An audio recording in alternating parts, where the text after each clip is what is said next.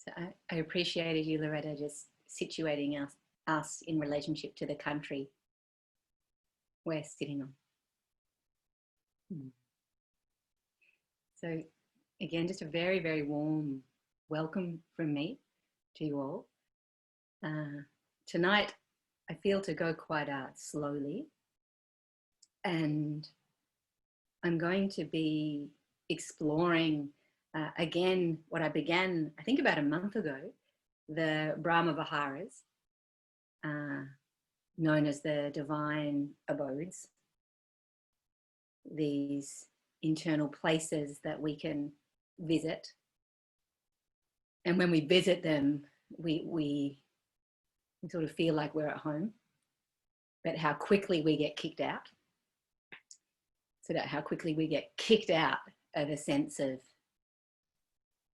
really being at home in our own skin, being at ease, or just being really available to the life around us, to the outer life, and also just genuinely available to what is moving within us.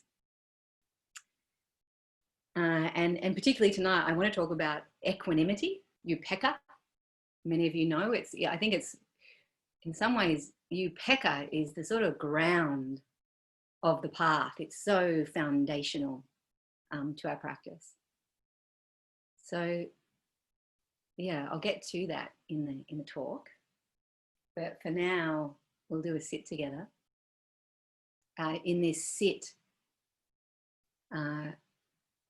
we will be orientating ourselves towards this quality of equanimity, and which is a capacity to stay steady, to steady ourselves, to open to whatever is moving through us. So equanimity isn't about being totally peaceful, but it's about having the way we relate with what's inside of us. So having some space, digging in to some internal space to be able to relate with what's happening within us. A deeper vantage point, we could say, than just having our head, madly pressed up against what's going on. So helpful, I think, particularly in these times we've been negotiating where there has been so much intensity for many. So you're all with me on that. We're going to do a practice around equanimity, a settling practice. I'll guide some and then I'll leave pockets of silence. Yeah. Nice. I so want to say hello to everybody when I start seeing this. I could just spend the whole time just seriously looking at each person and saying hi. Maybe that's what I'd actually like to do most, but we're not here for that, are we? So I'm doing that in my heart anyway, clocking everybody that's here.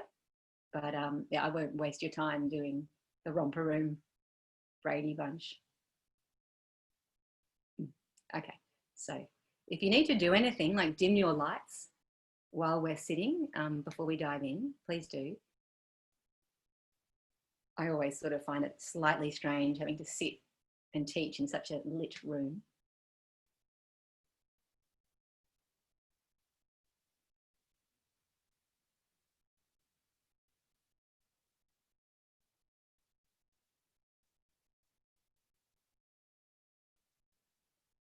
And just to say, before we totally dive in, that this quality of Upeka, of equanimity, it is said in the suttas that it's rooted, it's informed by insight into who we are.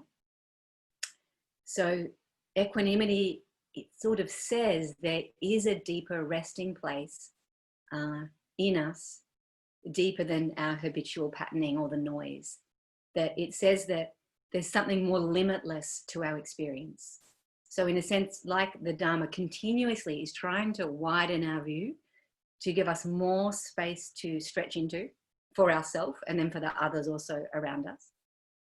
So equanimity rooted into insight into who we are, that sometimes gets so obviously clouded over from this Dharmic perspective.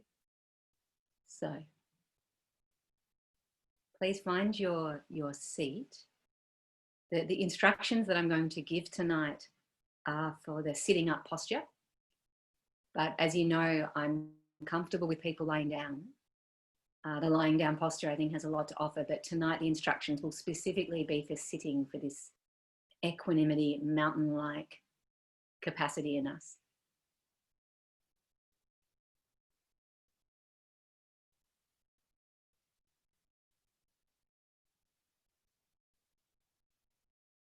So the invitation in our practice is always to begin again freshly.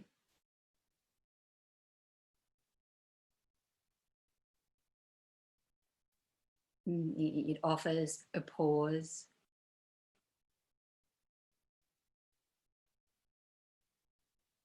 or we could say interruption in our routine or our habits, where possibly this evening we can be a little more open and kind with our experience. So please just check in to see how you are right now, and not making anything a problem, the encouragement for this. You know, in the Dharma, all states are welcome, all states are workable. But how are you now?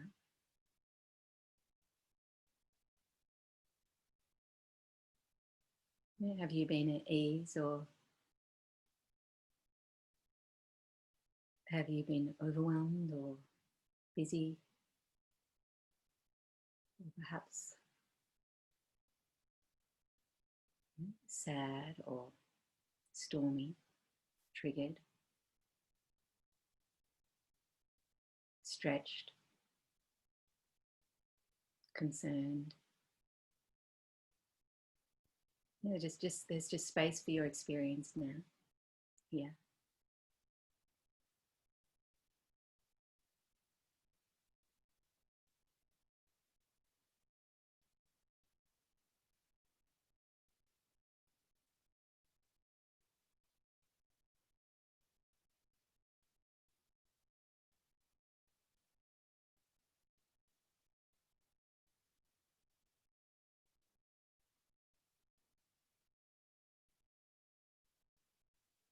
As we all continually learn to open and be with what is here,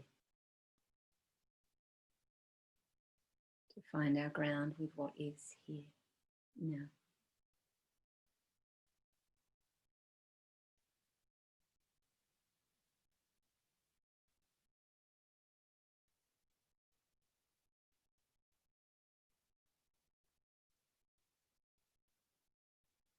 And offering the instruction, as Loretta was beginning to point us towards, feeling your bodily relationship to the ground below. So feeling where the base of you meets the cushion you're sitting on.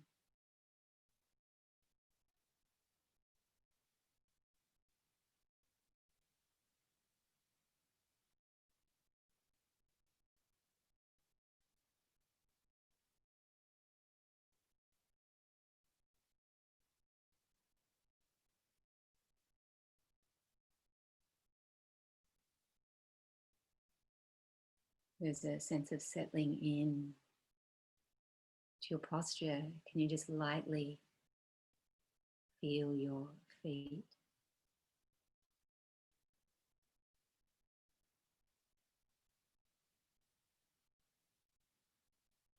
So moving towards a global awareness of the body, widening our attention to the calves now.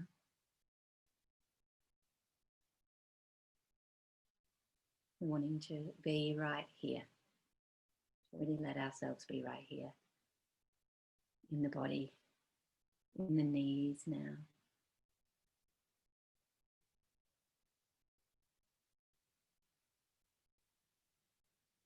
The weight of the thighs, the quality of equanimity is often related to the earth element in the body. Sense of weight, heaviness.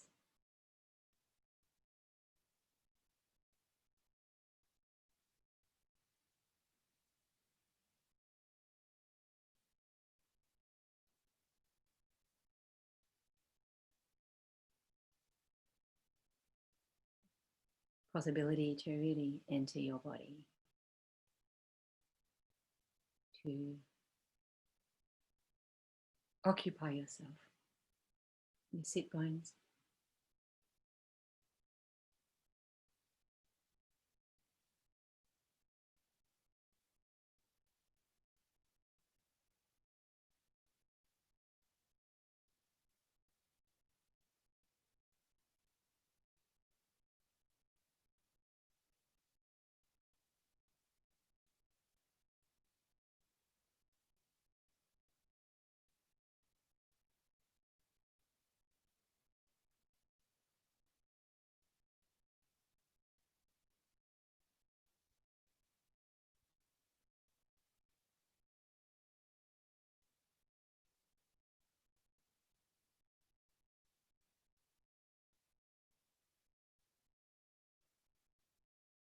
And then feeling your sit bones, feeling your whole pelvis.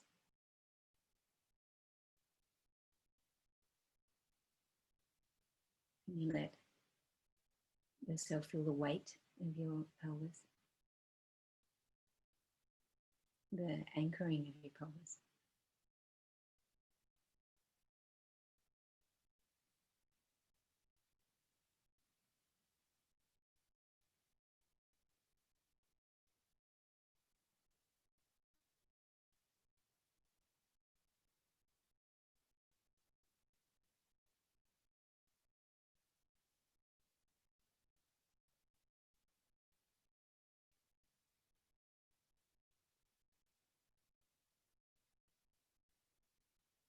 And then your spine, that sense of your lower spine and your whole coccyx area.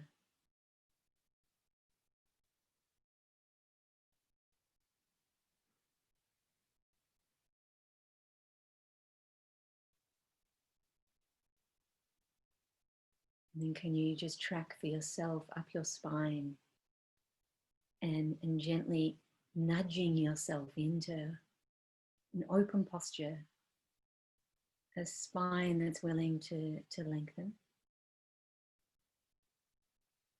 without being aggressive.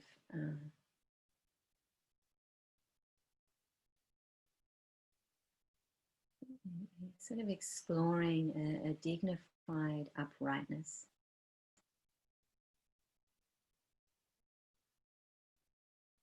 The beauty in just sitting against the ground simply together like that.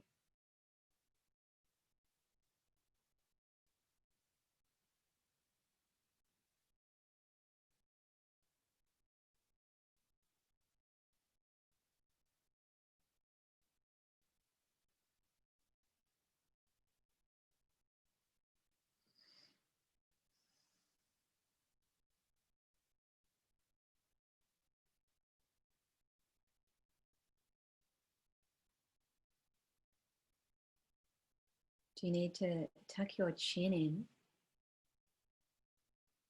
to give length to your throat and the back of your neck, which is part of your spine? So our open spine is very conducive to our practice. It's helpful.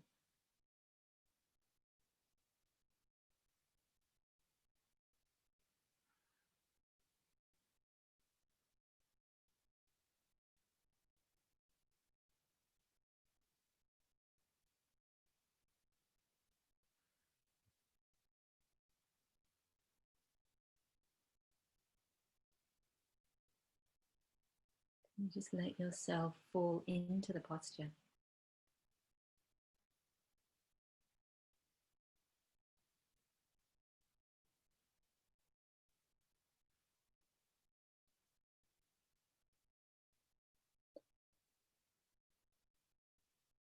Just noticing any tension in the face.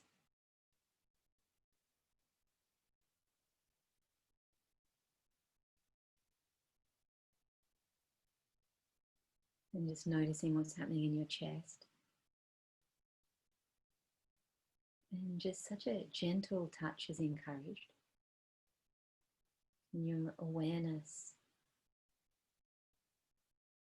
Be gentle and also precise, really staying with this direct experience of yourself. How are you feeling in your solar plexus? Can you give yourself room here?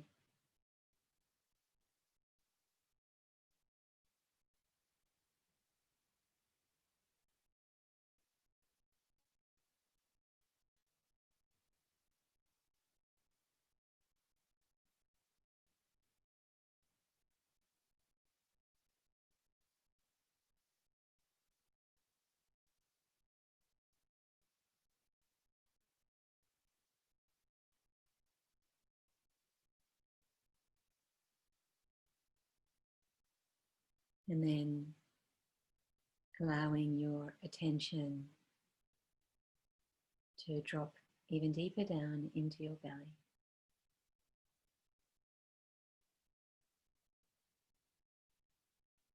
Is there anything to be relinquished or loosened in your belly?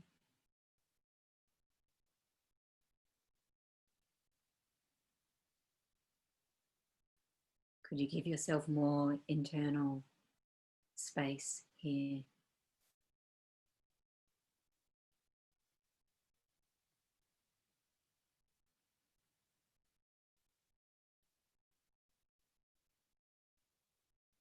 This place of potentiality and quiet power.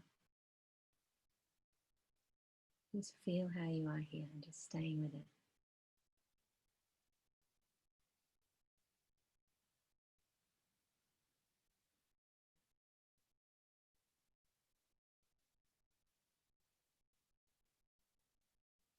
It's the whole body, opportunity for the whole body to settle and relax.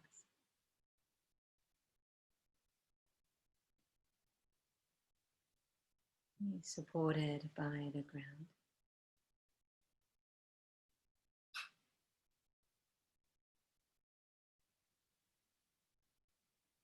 And the lovely uprightness of your spine.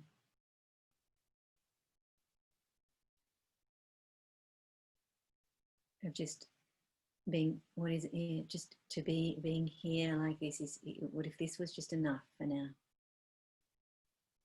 Yeah, not having to do anything, be anything, achieve anything. Just now, all pressure off. Just to meet yourself very intimately.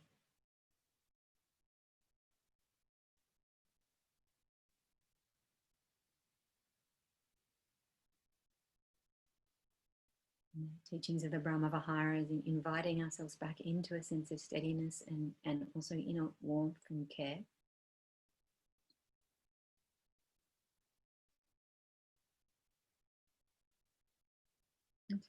It's profoundly intimate inner work, this.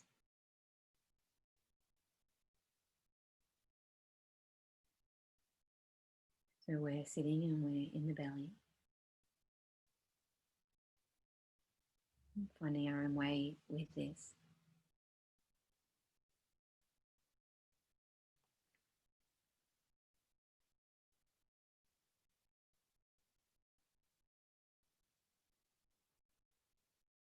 And really softening your head. Could you even be a little more specific and just see how you go? In feeling below your belly button. Back towards your spine. Can you sense yourself here? Is it possible to anchor your attention here? And the shoulders can relax and the face and the arms.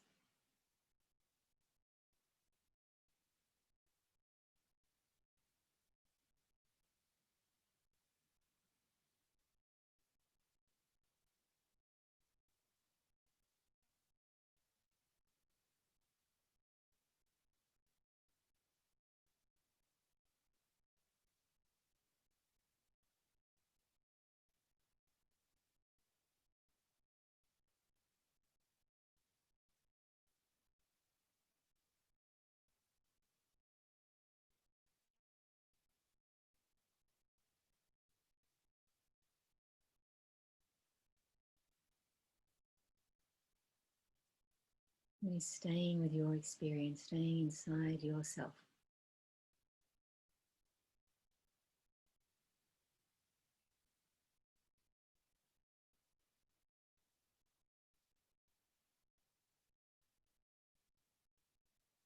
And could you begin to breathe into your belly?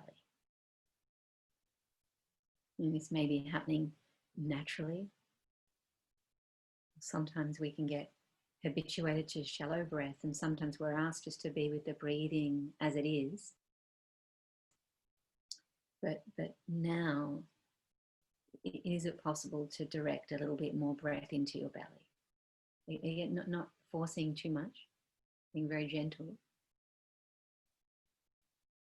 But could you expand yourself a little here on the inhale?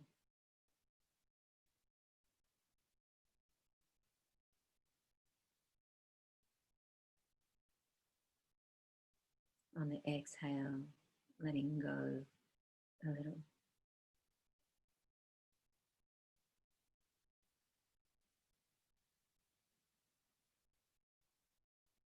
Really going there, go there.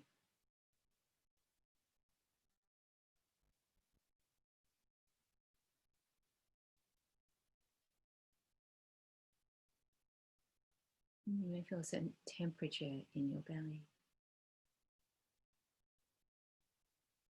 different sensations. Feel restriction, or it could feel very open. Or maybe you don't feel much at all, but just the attempt to anchor lower in your body now.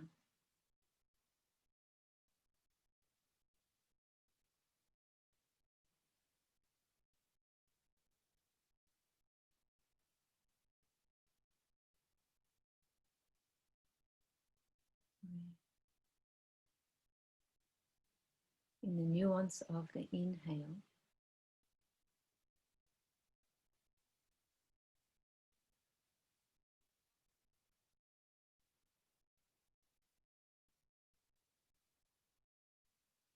also the exhale.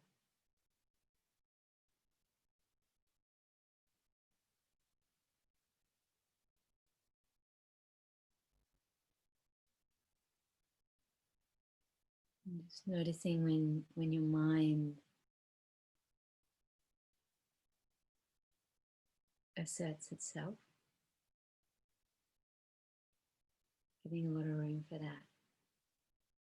And just seeing if you can come back to this place of anchor. This sensation, this breath that's happening right now.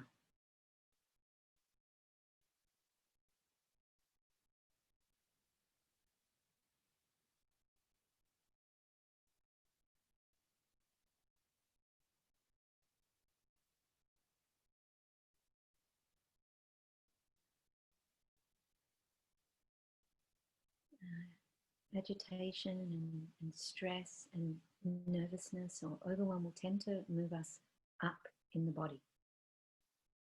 And we're going against the grain now, and we're lowering and we're settling and we're softening down.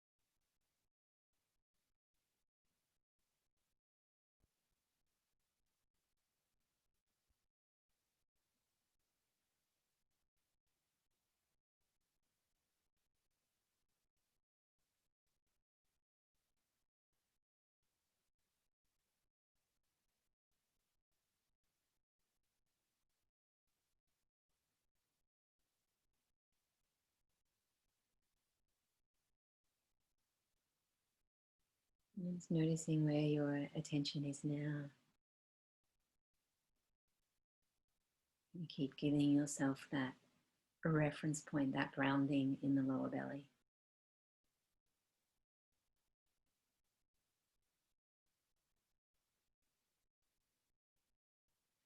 It supports us to be able to see what's happening internally with more space.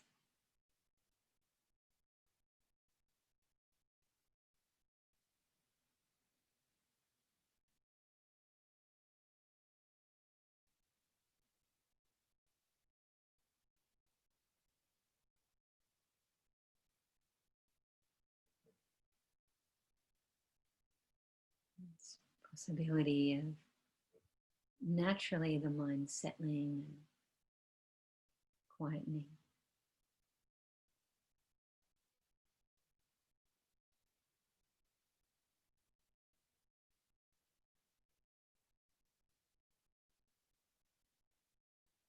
And you might feel your belly relaxing. Maybe something's unknotting,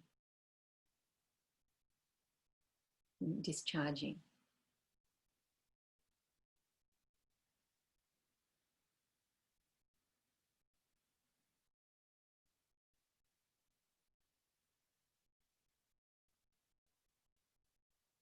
As we gather and collect awareness and attention here in the belly through the breath.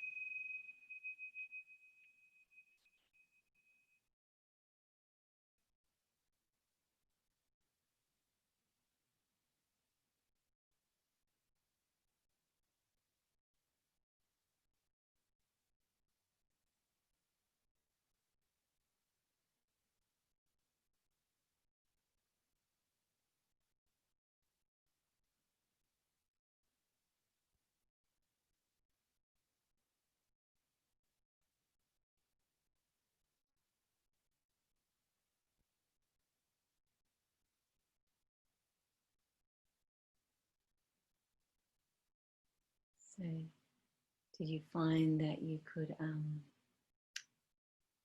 did some settling happen in your experience?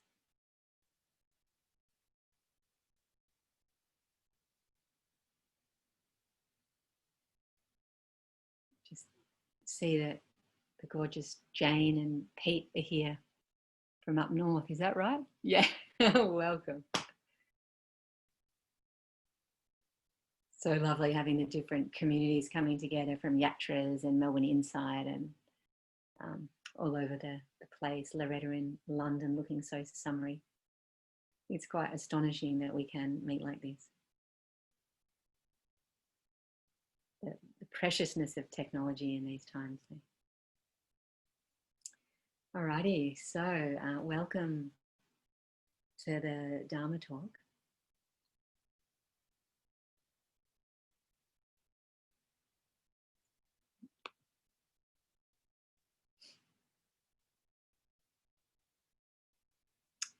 So the Dharma talk, as I said, exploring equanimity.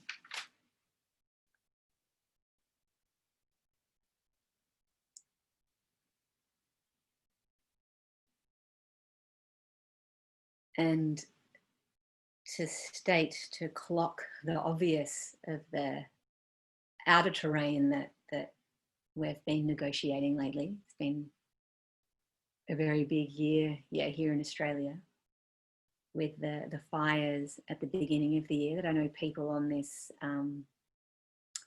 here in this meeting, some people were intimately engaged in fighting and looking after homes here in Australia, and I know many people were also knitting clothing and warm blankets for animals, that there was an engagement here in the community. Some people very personally affected by the fire. And And then, you know, thinking that was the big wake-up call, you know, for the environmental crisis here in Australia. And then COVID-19 comes in pretty quickly. And then even more recently, being all of us being privy to the really horrifying death of George Floyd in America, and what that has evoked and rightfully exploded around the world in terms of a demand for equality and safety and regard for all people, the whole Black Lives Matter movement. And then now in Australia, more closer to home, the Aboriginal Lives Matter. And I'm sure everybody here has been touched by this in one way or another. And then also all of us here just negotiating our own inner terrain, going through the lockdown here in Australia, and then the slow opening of that has also had its own interesting terrain that people have responded to differently. So we've been in a pretty we've been in quite a fiery context in our world situation. So just to acknowledge that. And I think in this whole question of equanimity, of what it is to dig a little bit deeper, and the discipline of our practice in a way to dig down, to have more internal space to come at this. And that's where equanimity is wanting us to go.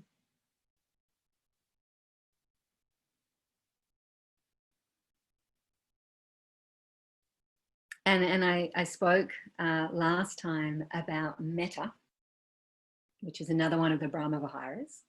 And I remember we sort of did part one, and there was a sense there was going to be part two, and we haven't done that. And I will address that later in the day retreat I do further down the track. So today's staying with equanimity, being one of the Brahma Viharas, as I've said.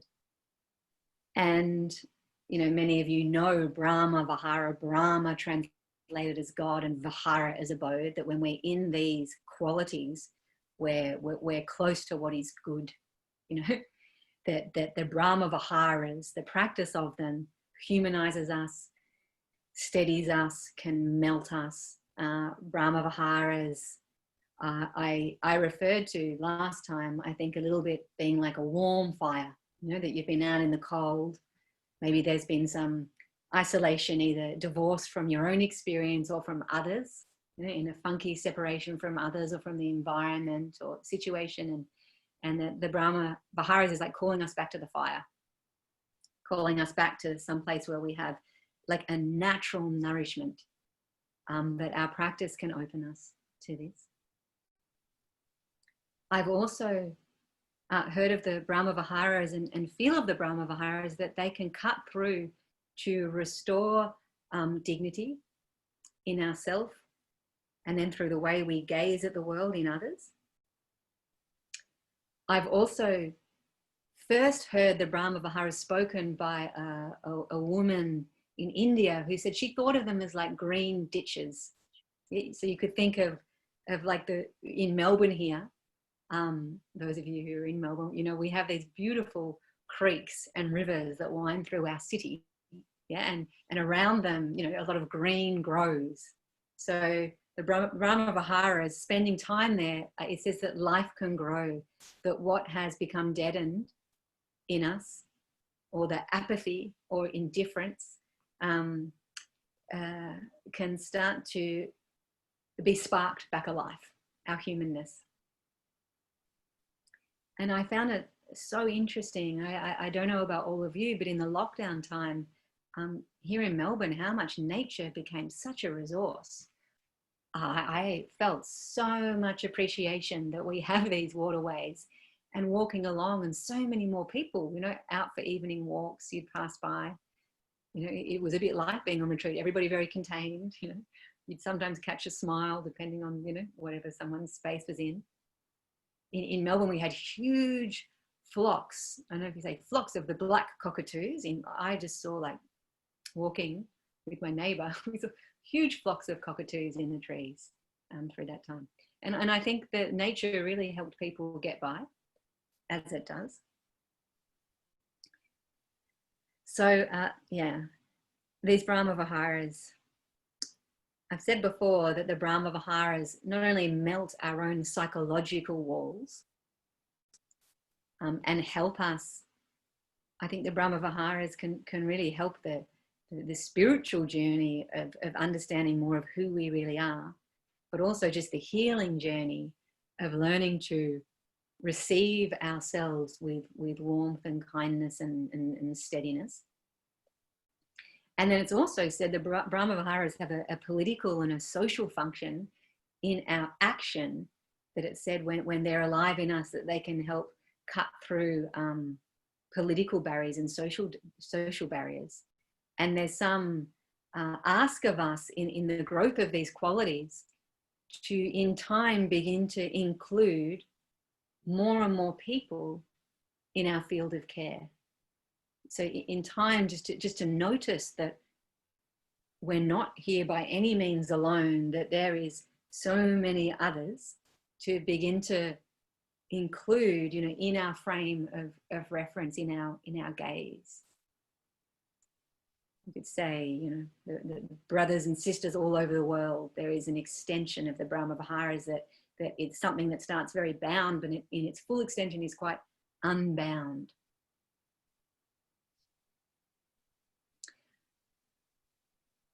I always, and I think I often speak of this story,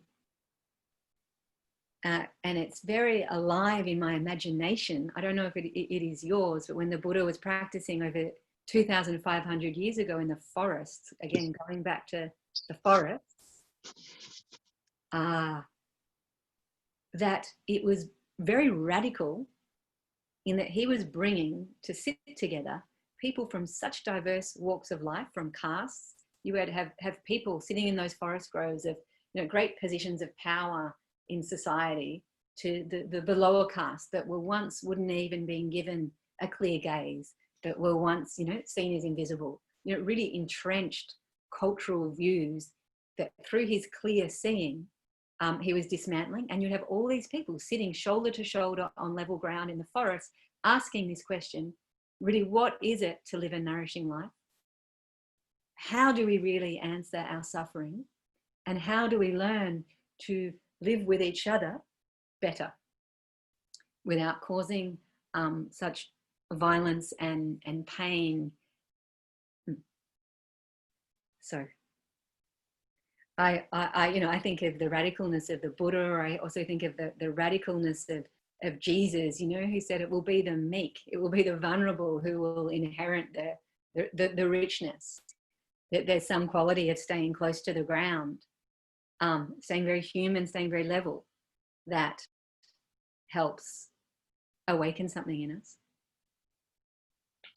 I also often say, and I somehow feel this really deeply, which when he said, look, in that time of the people he was practicing with, he would say that this generation, he says, it's like a tangled skein. It's like vines that have been, reeds that have been bent out of shape. He's like, no one is going deeper than these destinations in the suttas of deprivation and woe, And his call was like, please know yourself as something deeper, and please dig deeper into the ground of your being.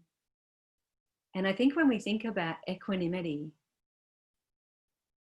and finding a loving and a sane and an open reference point for ourselves in our life, to dig down into that, it genuinely does take some time.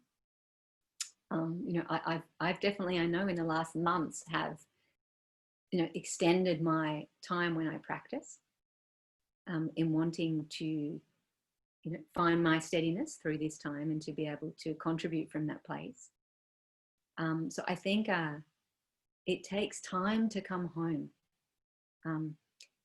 Our habituation and sort of how quickly we can be, I sometimes say, thrown into the back lanes of our mind, or to be under the thumb of views that restrict our life force, or under the thumb of, a confused sense of self, or views that, bend us out of shape. or dwarf us, you know, or equally come under the thumb of views that elevate us, that sort of, you know, can make us think that we are bigger or that we are better. There can be that movement between, oh, I'm so not okay, to no, I am like sort of grandiose, you know. So the Buddha was wanting to try and sort of like cut through that. And part of equanimity is like, what is that ground in us that can stay steady and open to our experience, whether we think we're successful or we're not successful. It's an unconditional steadiness and openness to our experience wherever we happen to be.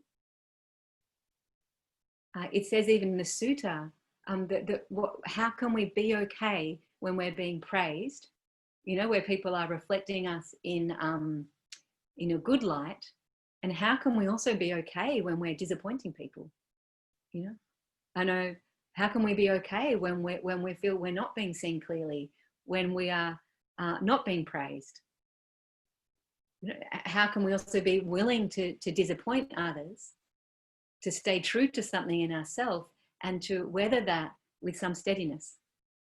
I think it's quite a big one, you know, how to stay steady when people are thinking well of us, or maybe not thinking well of us, in order to be true to our own ethical movement or what we think is right. And appearances are always interesting, you know, like one right action that we're doing, someone might really not know where we're coming from in that, you know, but how do we stay steady to that, to our own discernment? Because that inner discernment based on ethics, and if we really think about ethics, it's how do I not cause harm, and how do I learn to inform my life by love, we could say, or care, you know, and that shows itself in many different faces, and it's so personal, our own inner compass around what's the right action, because it will be different for each of us. What is our right action? Sometimes it's staying very quiet. Sometimes it's steadying. Sometimes it's settling. Sometimes it's truly giving ourselves the opportunity to anchor ourselves in a more loving, open place. That conditional openness that's not dependent, again, on if we think we're doing great or we're not, if we're really sad or if we're really successful. You know? This like beautiful, generous, unconditional openness to our experience, that we're going to hang out with ourselves when we're in the shadow, and we're going to hang out with ourselves when we're in deep ease. There's a steadiness there.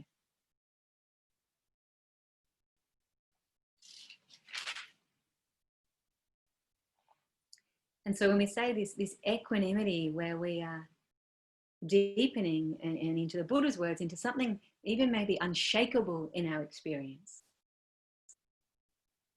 the possibility of that feeling at times.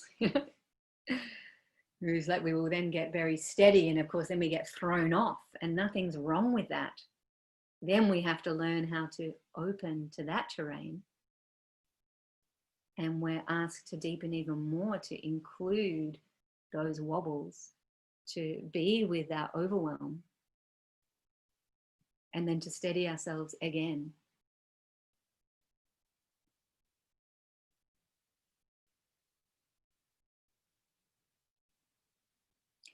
It's said in the Brahma Viharas, and many of you know, and they're qualities that move through our body. You know, we have compassion, karuna, as many of you know, which is the willingness, and I'm sure probably many people have felt that recently, the quivering in your own heart when you see someone suffering, or you see inequity, or you see wrongdoing so clearly, and you really face it. And you have the equanimity in the ground to not turn away. What that does to the heart. Compassion, called the quivering of the heart as a response, and then the follow through of action. And we have, you know, joy as something that's very essential in the Brahma Viharas.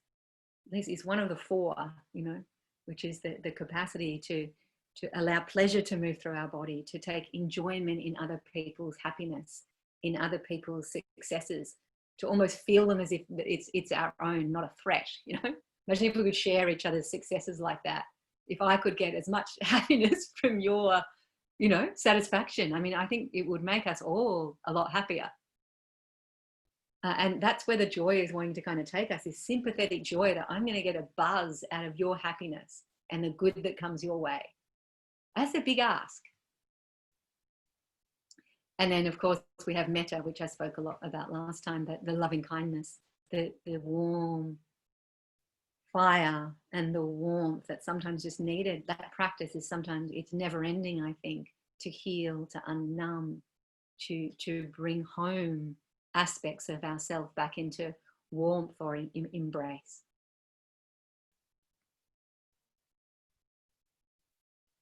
So the quality of equanimity, sometimes we could think that it's sort of like being immune from the suffering of the world, that suddenly like we're kind of like dangling, or we're like above the mess, you know, but it's actually finding the ground like deep in the mess. But it's the way we respond to the stings of life. And the Buddha gave a very clear example where he said, so a student was asking him a question about equanimity, and he said, say, hey, look, you know, imagine if you dropped some salt. I love this example. If you drop some salt in just a little cup of water, and you drunk it, you know, would it sting? Like, would it be very salty? You know?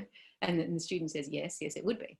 And he said, okay, so imagine that you put that same pinch of salt in the Mother Ganga, and you know, like we have in Melbourne here, the Yarra, our big gorgeous river, and running through India that feeds so many of that, millions of people that people would be, you know, going through right now, that Ganga. He said, if you put that same drop of salt in the Ganga, you know, would it be salty? Would it be okay to drink? This is back when it wasn't polluted, when the Ganga flowed like a beautiful, pure dream, you know. But would that be salty? And being, no, it wouldn't be. There'd still be a sting, but it wouldn't be so salty. So it's that this quality of equanimity, it's that the same stings will come because we can't control them, but it's widening through our practice that ground and that space to be able to receive it. So the Buddha is saying, learn to be, you know, like the Ganga in your practice.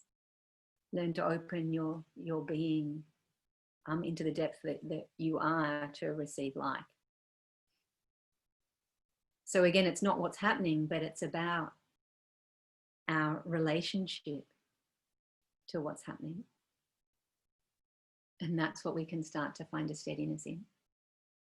And I'm saying that I really feel that takes time. And it takes some relationship to the ground of our being. To what is it to have quietude, to maybe some relationship even to silence. It's also it's sometimes said that the equanimity is like it's immutable. That in us there is this inner core of openness.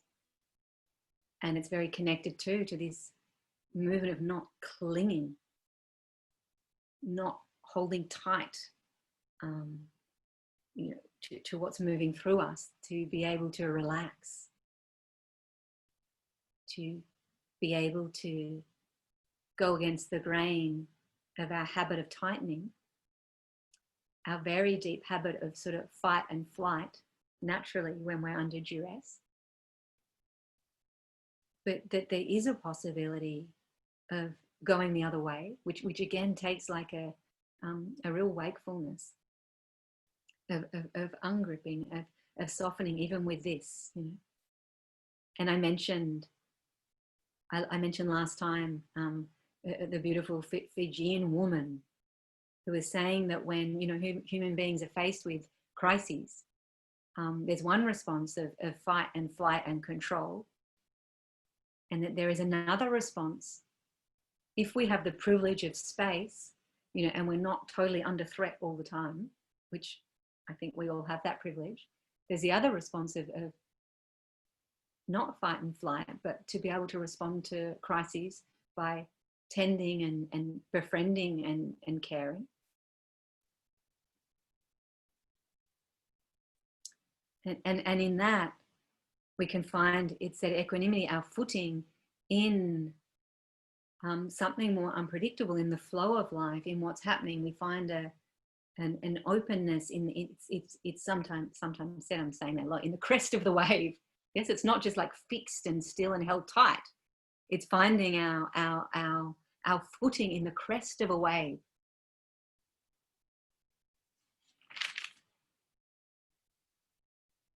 So a bit more to, again, classically, the fear enemy, the faraway enemy of equanimity. So where it can go wrong, it's said that the faraway enemy of equanimity is, I wanted to, who knows, remembers that, the fire enemy of equanimity?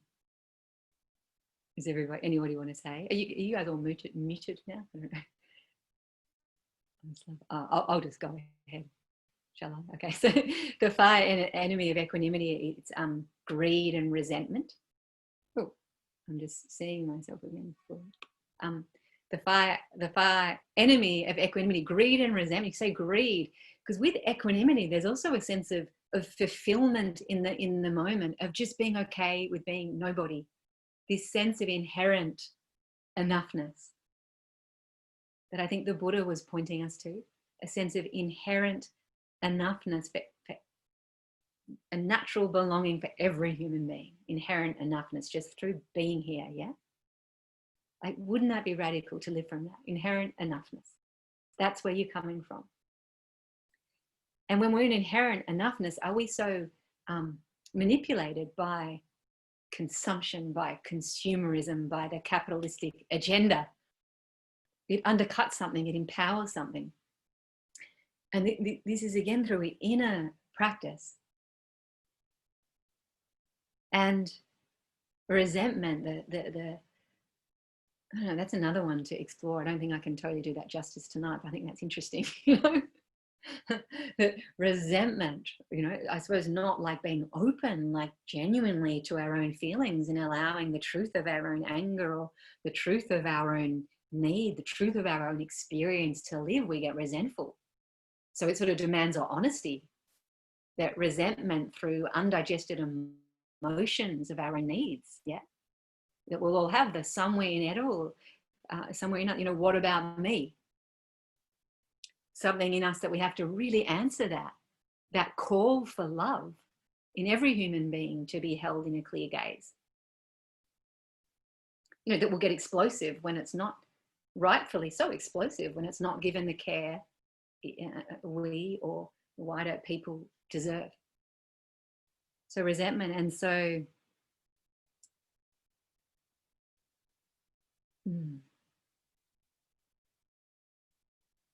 to be enough. The near enemy, as many of you know, is, you know, when you'll meet meditators that you think are sort of calm, and then you get a bit close and you're like, I don't think you're calm, I think you're kind of controlling. It's like, I sense there's a lot in your calm that you are warding out, walling off. Like, I'm very calm, I'm very okay, but I'm actually terrified of my emotions. I'm terrified of the mess of life, and I will do anything to stay above it. Yeah. And sometimes spiritual practice might first be like that. Like, we think by practicing we'll be immune to suffering. You know, so then we might think when we're suffering, we're doing something wrong, but we're actually just being human. Because it's not about not being in the stings of life again, but it's the way we meet it.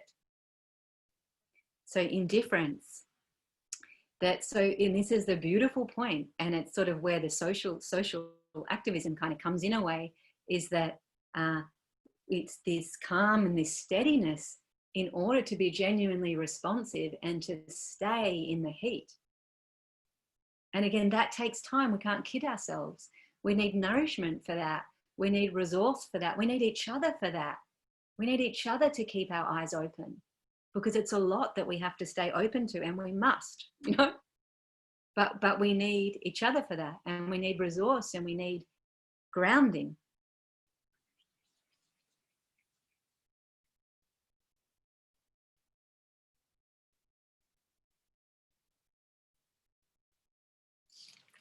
So that's where I kind of say, I think the Brahma Viharas, they're not like elevating us, they're humanizing us. And we think of equanimity, I often think of Joni Mitchell's line, you know, where she says, I'm not some stone statue. I'm not just some stone Buddha, like a statue in the park. I'm flesh and I'm blood and I'm spirit, and I'm howling in the dark. I'm feeling, I'm alive here. You know, so it's not, equanimity is not a deadening, it's a calming to stay very responsive.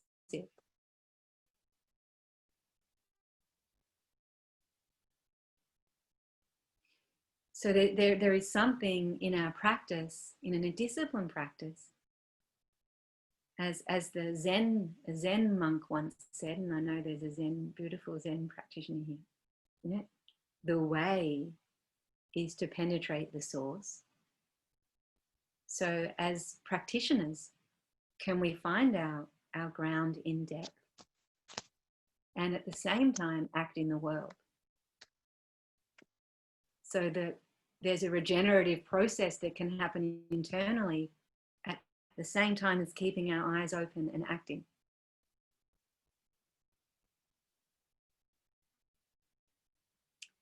And how are we going for time?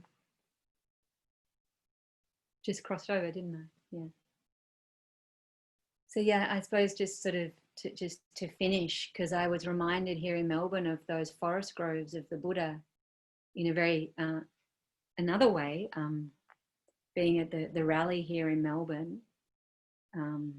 around, as many of you know, again, Indigenous deaths in custody, about really facing the racism and the prejudice, you know, right in front of our faces here. And to be walking with people, you know, we've just been in lockdown, and then suddenly so many people willing to stand together on the street, you know, and everybody in masks, in such diverse communities of Melbourne, truly reflecting this country. You know, we are a country of immigrants, each of us. Like, it's very hard to say who owns the territory here, other than Indigenous people, our First Nation people. No, totally all of us from somewhere else, and standing together in all the different colours, standing up, that it is time, you know, for to deeply address these inequities, and having the ground together to bear witness to the suffering of families whose lives have been, you know, really ripped apart by deaths in custody, and the pain of there not being accountability to what's happened in some of those processes, and so many, for us as Australia to have the ground and the maturity to be able to really meet this and face this. And of course, that was just a gesture standing, and there needs to be action, but to still be together then was, I found it incredibly moving. So I thought a little bit of those forest groves of really coming together to stand in these basic human deep principles of love and regard and dignity to every human being, and to address where that really has not happened in such a profound way. So, equanimity. So it's each of us, you know, and also sometimes actually when we're in a lot of suffering, when some very deep parts of our being are being brought to light, is actually, you know, whilst it's very offensive to us, it's a call for equanimity, because we're asked to in time find steadiness even with that, you know. So it's actually like quite an amazing sometimes period like that. You think you're just in the suffering, but actually you are really growing as a human being. You're widening your capacity to feel the terrain of your own life. So you're not so scared of yourself. So the power of equanimity, the necessity for all of us to find our own ground in our own way, to feel our own ethical movement, and genuinely our own, and not going for an appearance or trying to do the right thing, but really feeling into what is our action, which may be nothing or maybe something very clear. The demand for all of us to come into more inner unity, and then to really extend that to others, to make the world a safer place through our own gaze and our own actions. So appreciate your ears tonight. You're listening on this topic of the Brahma Vihara of equanimity. You know, in some of these teachings, I know some of you have heard a lot, but I like to keep refreshing myself with these classical teachings to keep, you know, what is equanimity? What is ground? Why is it the crowning culmination of the Brahma Viharas? Why did the Buddha say that? Why was this one so important? You know, because he wasn't one to be random in his thinking, definitely. So it's about 8. Wow, we've hit 8:40, so I think there is still like about 7 minutes. I'm also up for Loretta, like if there were just 1 or 2 questions. Should I just allow for that? If there is 1 or 2, great.